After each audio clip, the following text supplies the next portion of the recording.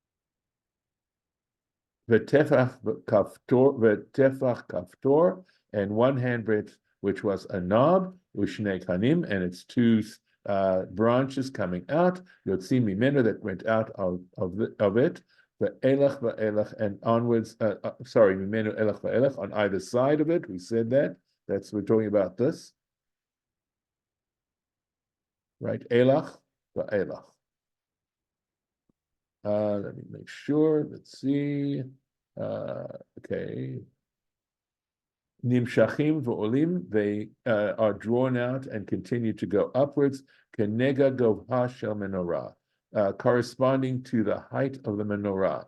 Tefach halak, one handbreadth smooth. V'tech kaftor, and one tefach of a knob. So he's referring to this here. One smooth, and then the kaftor, and then another tefach and a kaftor. That's what he's talking about right now. Okay, let's see. Utvachayim chalak, and then this is two handbreadths here that are smooth.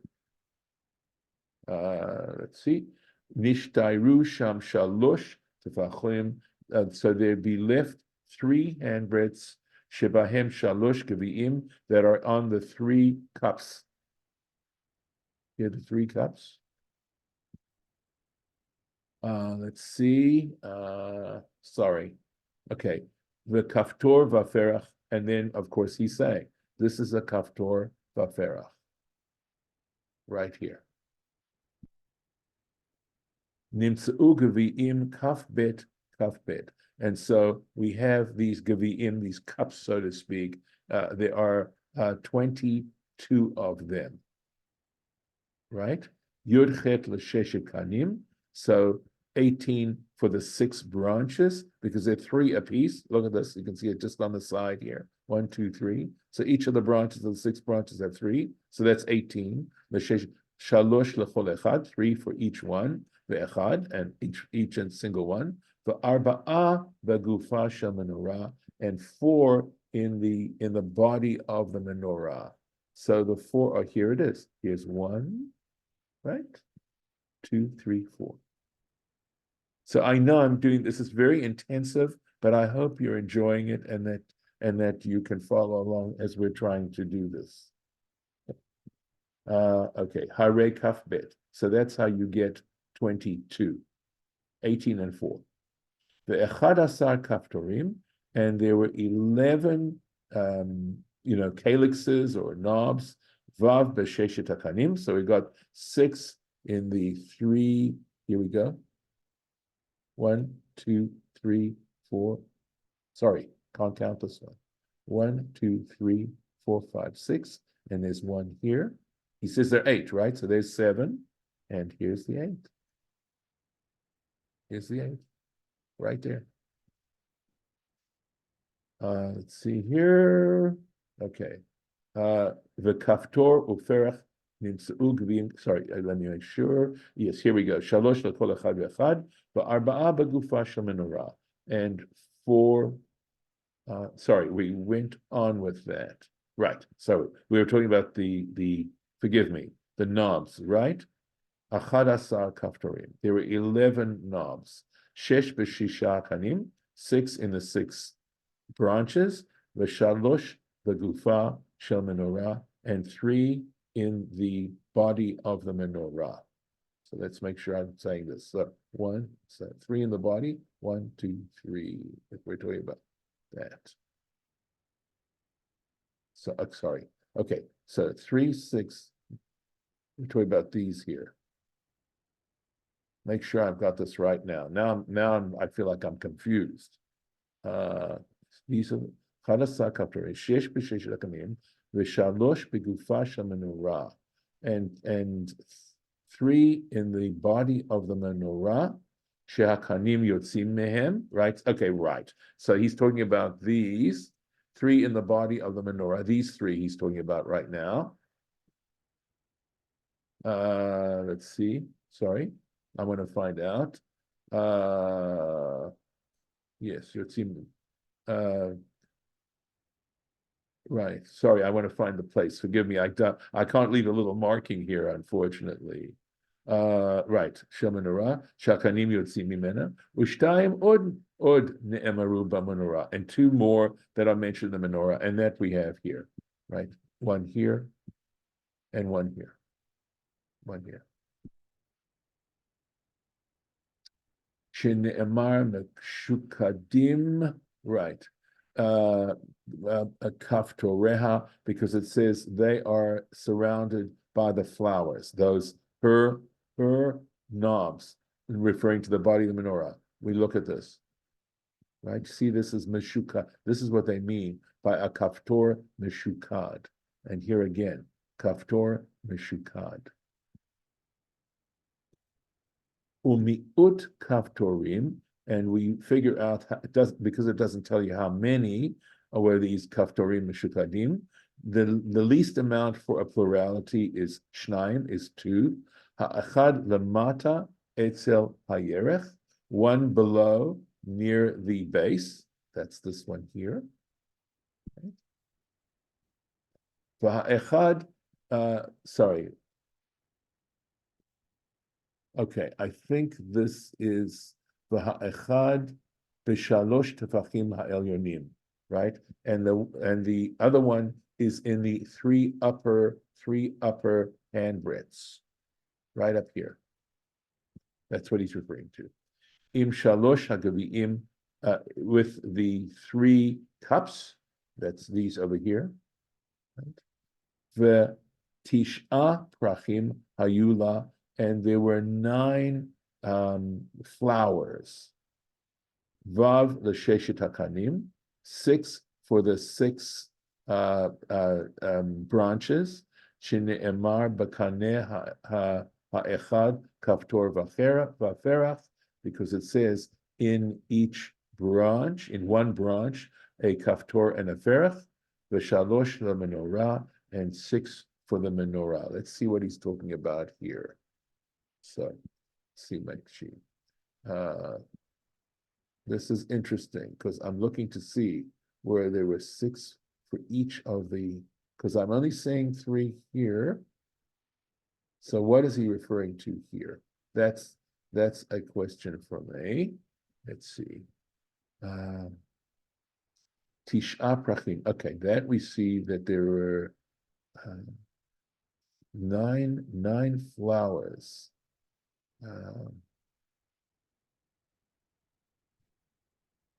Let's see, make sure.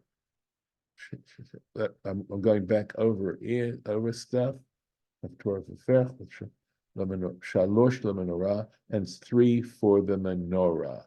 She'amar meshukadim kaftoreha, because it says its knobs were surrounded.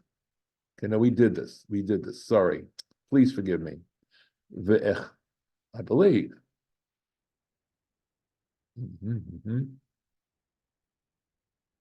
Okay. Ve'echad ha'amur beParsha Behalocha, and one mentioned in the Parsha Behalocha, ad yerecha ad pircha. It says for its base and its flower. Let's take a look here. What is he talking about? Okay. So here we go. So he says ve'echad ha'amur.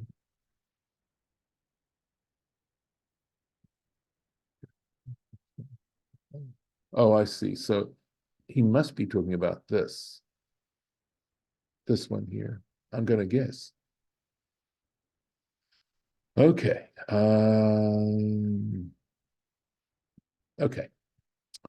The im tedaktek, and if you look carefully, the Mishnah zo, in this Mishnah, I guess in Menachot, hak zu haktuva lamala, that is written above, that's referenced above, timtsaem keminyanam, so you'll see that their number, ish, let's see, ish b'mekomo. So he's saying here, each and every part, each and every one in its place, is what he's saying.